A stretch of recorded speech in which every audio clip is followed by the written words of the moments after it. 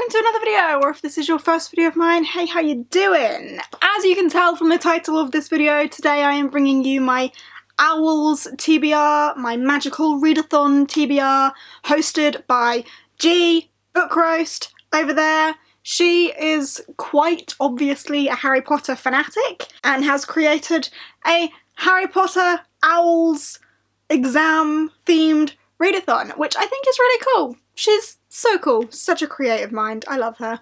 Anyway, as people may or may not be familiar with, I'm not a Harry Potter fan. I haven't read all of the books, I don't particularly care for them. However, G is like one of my best friends in the entire universe and I want to support her in her readathon, and it's a readathon and I freaking love readathons. So even though it's Harry Potter themed and I don't really understand most of this stuff, I'm doing it anyway. There are 12 prompts, forgive me for looking over there, I've got them all written down in my notebook, hold on, my notebook, all written down here. There are 12 prompts, 12 classes, 12 exams to sit, whatever. To a certain extent, there's like however many you complete, you can get different grades, etc. If you aren't familiar with how this works and stuff, then I will link her original video down below so you can go and check it out, because I'm definitely not the person to explain it. Anyway, I don't anticipate that I will read all 12 of the books I've set. However, I wanted to keep my options open, so I've set a book to each of the 12 exams set. Who knows, maybe I'll smash out 12 books in a month. I really doubt it, because the stack of books I've picked is pretty massive. I've picked some really huge books for this. So, yeah. Alright, let's just crack on with it, shall we? The first exam is Ancient Runes, and the prompt for this one is a book with symbols on the cover, or a symbol on the cover, or something along those lines. And for that I have picked The Queen's Rising by Rebecca Ross. We have these 4 symbols in the corners for each of the passions within the book. This is a hefty one, but that's what I'm anticipating reading. I'm really excited about this book as it is anyway, so huzzah for that. But yes, this is my first pick for Ancient Runes. The second exam on the list is Arithmancy, and for the prompt here it's just a book with a number in the title, and for that I've gone with Ready Player One by Ernest Cline. I still have the Waterstone sticker on this and I've had it for ages. Anyway, Ready Player One, the movie is like, is it already out? I don't even know. But there's a movie and a book, and I haven't read the book, so I'm not going to watch the movie, but I need to read the book. And it's obviously got a big old 1 in it, so Arithmancy. Class number 3, exam number 3, whatever, is Astronomy, and the task for this is to just read a sci-fi, so I'm going to read Invictus by Ryan Groudon. I need to read this anyway, because it is the quarterly pick of the quarter for this quarter, and the live stream is 28th of April, I think, so I need to read it before then, so I'm gonna read it in April anyway. Might as well put it in there for astronomy. Can't tell you much about these books, by the way, because I haven't read them, so I don't really know what they're all about. Next up is Care of Magical Creatures, and for this the prompt was a book containing magical creatures or having a magical creature on the cover, and for this I have gone with To Kill a Kingdom by Alexandra Christo. There's an octopus on the cover, or octopus tentacles, which I didn't even realise until right now. So it fits in that respect, but also there's a siren in there, and I think a siren counts as a magical creature, so yep, that's my pick for that. I only received this the other day in the literary crate, but I'm so excited to read it, like really excited. You don't quite understand how excited I am. Next up is Charms, and the prompt for Charms is to just read a fantasy, and for that I've gone with Children of Blood and Bone by Tomi Adeyemi. If you saw my Superhero-a-thon TBR, you will have seen that it was in that as well. There is a whole week overlap with these readathons, so some of the prompts from the Superhero-a-thon I've worked into the prompt for this as well, so this is one of those. I can't remember what this is for in my Superhero-a-thon. This is my Black Panther pick in the Superhero-a-thon with a person of colour main character, and fantasy for Charms in this. So this is one of my overlap books, and it's a biggie again. Next up is Defense Against the Dark Arts, and the prompt for this was a book containing a secret society. And I had no idea about this, so I shouted out on Twitter for some help with that, and someone told me that Daughter of Smoke and Bone fits this prompt. I have no idea if it does, but the fact that someone else told me it does makes me think it does. So this is my Defense Against the Dark Arts Secret Society pick, but I couldn't possibly tell you how it fits that prompt because I haven't read it yet, so I don't know. Next up is another overlap one, and this is for divination, and the prompt behind this one was a book containing something to do with a prophecy, and of course I've gone with Percy Jackson. And this is also my prompt in the superhero-thon for the Avengers squad goals one, because I thought, you know, the main trio could pass as squad goals. But yes, it definitely does contain a prophecy, and yeah, that's all I have to say about this one. This one is one of the smaller ones on here. I tell a lie, there's two smaller ones on here, this is one of them, so I should smash this out soon? Quickly? I don't know. Next up is herbology, and that is a book with something to do with nature, a nature word in the title, that was it.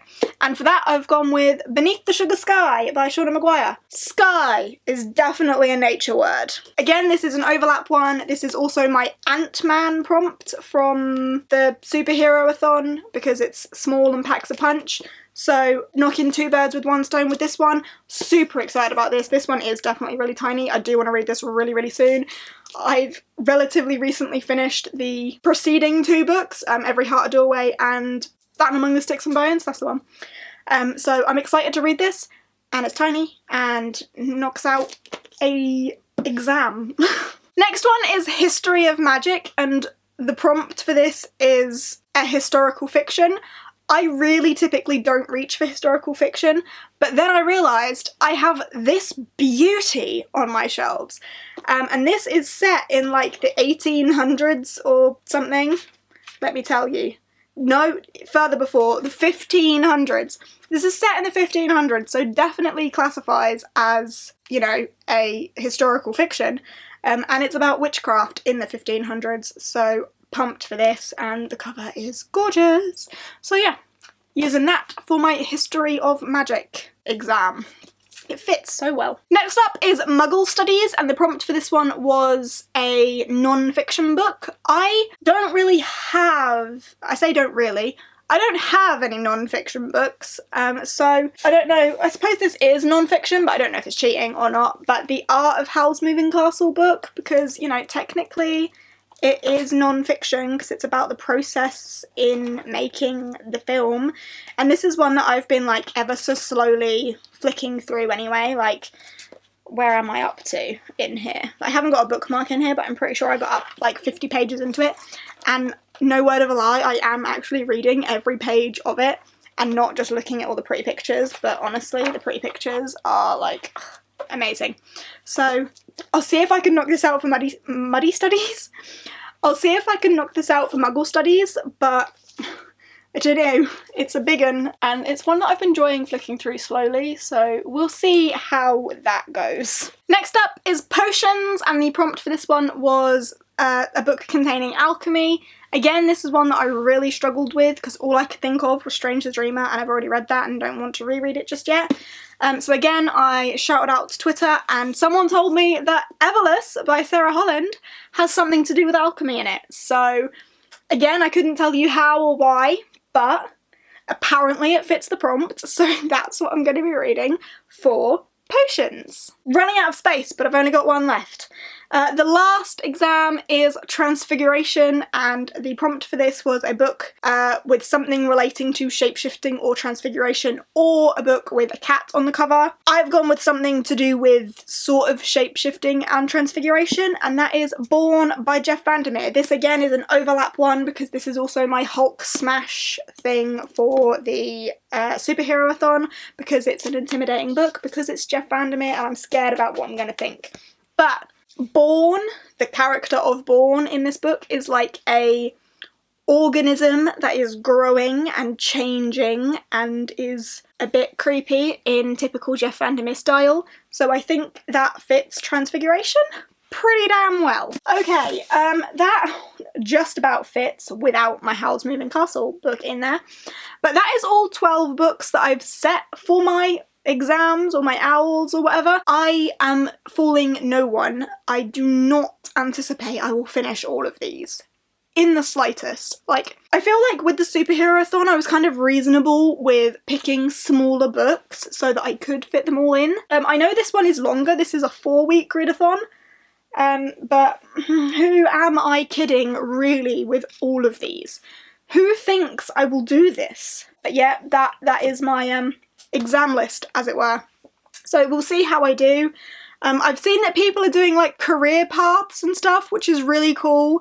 However, I just can't get on board with that because I'm not a Harry Potter fan, so I'm tackling it for the sake of a readathon rather than the Harry Potter aspect of it. And I know G understands this, so I hope she's not offended by that. That's that. I'm gonna stop because my camera is running out of memory. There's my TBR. I hope you have enjoyed. If you are participating in the OWLs Readathon, good luck to you. I hope you pass all the exams that you need to pass for whatever you need to do.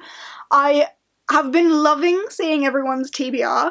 Like, just watching people get so involved with this. It makes me so happy for G because I know how excited she was, and everyone else's excitement is all sort of really contagious surrounding it, and it's great. So yeah, good luck to you all, good luck to myself, and yeah, if you've enjoyed my TBR then please give us a thumbs up, chat to me down in the comments about all sorts and everything. If you aren't subscribed and fancy subscribing, I'm always eternally grateful for that. I upload every Sunday and Wednesday and some other days in between if I'm feeling generous, and I will see you next time. Bye!